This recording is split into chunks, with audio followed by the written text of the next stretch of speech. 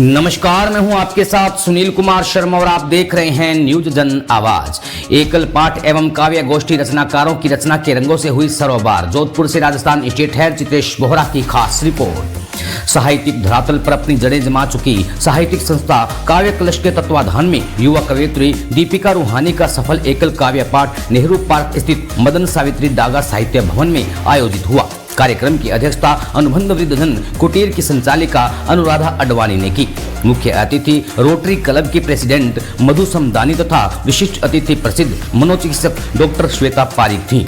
कार्यक्रम युवा कवयित्री दीपिका रूहानी की रचना संचार पर केंद्रित था। उन्होंने विभिन्न मिजाज की दर्जन भर कविताओं से श्रोताओं को आत्म विभोर कर दिया। उसके बाद लगभग 16 कवियों ने काव्य गोष्ठी में रंग भर दिया। कार्यक्रम का दिलकश संचालन कवियत्री एवं एंकर डॉक्टर तृप्ति गोस्वामी काव्यांशी ने किया। कार्यक्रम का आगाज राखी पुरोहित ने सरस्वती वंदना से किया। कार्यक्रम की रूपरेखा प्रस्तुत करते हुए संस्था के सचिव श्याम गुप्ता शांत ने संस्था की गतिविधियों पर प्रकाश डाला। अंत में संस्था के उपाध्यक्ष अशफाक अहमद फौजदार ने आगंतुक अतिथियों एवं रचनाकारों का धन्यवाद व्यक्त किया। रचनाकारों में असरार आहिल, अशफाक अहमद फौजदार, एडवोकेट एनडी निम्बावत, प्रमोद वैष्णव, प्रसिद्ध पर्यावरणविद प्रदीप शर्मा, राजेंद्र खीमसरा, जुगल सारस्वत, नीलम व्यास, सेवन सिद्धा, सीमा जोशी मुथा, हर्ष मीणा, गौतम के गट्स, ममता गहलोत, नंदलाल भाटी, डॉक्टर धीरज पारिक एवं कर्नल सुरेश श्रीमाली, हंसराज हंसा, दिलीप पुरोहित, हर्ष सिंह भाटी तथा हिमांशु लाहौटी भी उपस्थित रहे। राजस्थान स्टेट हेड चित्रेश बोहरा की रिपोर्ट के साथ देखते रहिए न्यूज जन आवाज। रुक जाइए थोड़ा और कि अभी तो कुछ बात बाकी है, शायद कहीं धड़कते इस दिल में अब भी कुछ जज्बात बाकी है। शायरी कुछ नहीं है मेरे दोस्त, एक शायर के हालात व जज्बात होते हैं। आंसुओं की स्याही से लिखे गए दिल की जुबान के अल्फाज होते हैं।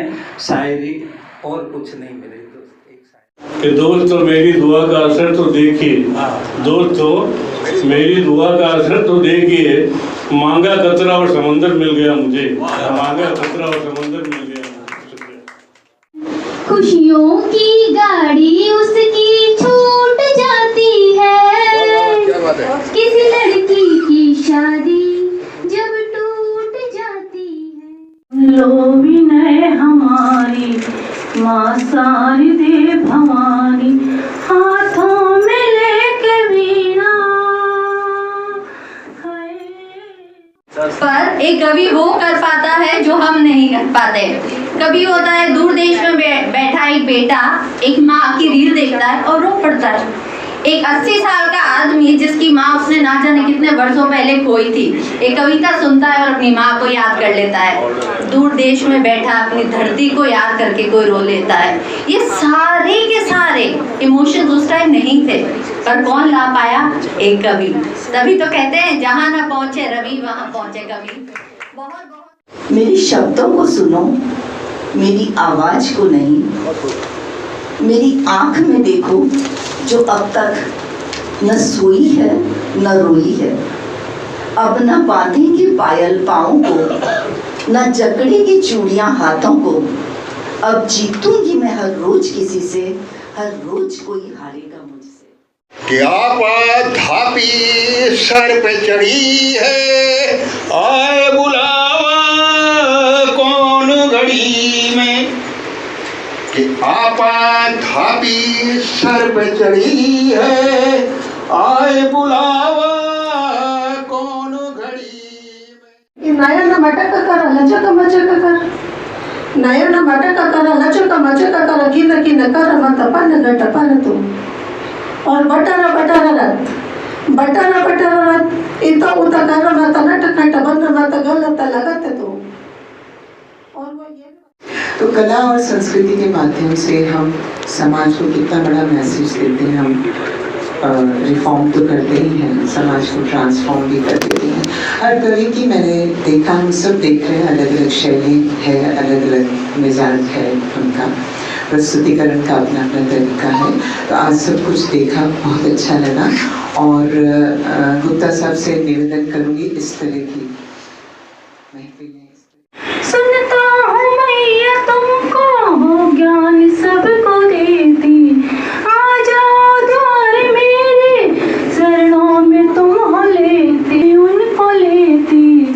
अज्ञानता मिटाओ। वो आंचल में समा लेती है, वो हर गम भुला देती है, वो साथ हंसती है, साथ रोती है, साथ साथ हर पल होती है। क्या सच में इतनी अपनी होती है? माँ क्या होती है? पहली कविता जो ईश्वरीय वरदान के ऊपर है। हम सबको ईश्वर का एक वरदान है माँ। माँ को समर्पित मेरी पहली कविता आप सबके सामने है। कह पाते हैं मेरा दर्द ही मेरा सुकून हो चला है, ये दर्द अब सुकून हो चला है। तो के आवरण में लिपटा एक ऐसा संबोधन जिसके लिए तरसते हैं उसके कान, घर के किसी कोने में पड़े या किसी वृद्धाश्रम में अपने हिस्से आए पलंग पर बैठी उड़ीकती है उन संबोधन वाले चेहरों को। कुछ तो बात थी तुझमें कि खो दिया हमने खुद को तुझमें, तू तो मिल गया पर खुद को नहीं खोज पाए हम। आगे हमको भी बोलना कुछ। नमस्कार। काव्य कलश के बैनर तले मेरी एकल काव्य गोष्ठी का आज शुरुआत हुई और करीब 1 दर्जन कविताएं कई रंगों की, कई रूपों की मैंने प्रस्तुत करी। प्रेम और वैराग, माँ, सारे विषयों पर, जिसमें कार्यक्रम की अध्यक्षता श्रीमती अनुराधा जी अडवाणी ने करी। मेरे मुख्य अतिथि श्रीमती मधु जी समदानी एवं विशिष्ट अतिथि श्रीमती श्वेता पारिक, जिन्होंने मेरी बहुत हौसला अफजाई करी। साथ ही कार्यक्रम का सफल सुरमई संचालन श्रीमती डॉक्टर तृप्ति गोस्वामी जी ने, काव्यांशी जी ने किया, जिन्होंने 4 चांद लगा दिए मेरे एकल काव्य पाठ में। धन्यवाद मैडम। आप सबसे यही कहना चाहती हूँ कि मुझे बेहद प्यार मिला, मेरी संस्था काव्य कलश की तरफ से बहुत सपोर्ट मिला और मेरे एकल पाठ के बाद करीब नगर के 16 कवियों ने एक काव्य गोष्ठी का भी आयोजन किया। उन्होंने अपनी अपनी रचनाएं प्रस्तुत की जो कि श्रोताओं को बहुत पसंद आई। पूरे कार्यक्रम की सफलता का श्रेय मैं अपने कार्यकर्ताओं को, अपने काव्य कलश को और सबसे ज़्यादा काव्य कलश के सचिव श्री श्याम गुप्ता जी शांत सर को देना चाहूँगी। उनके मार्गदर्शन में और उनके साथ मिलकर मैंने इस गोष्ठी का आयोजन किया और बहुत सफल रही ये गोष्ठी। धन्यवाद।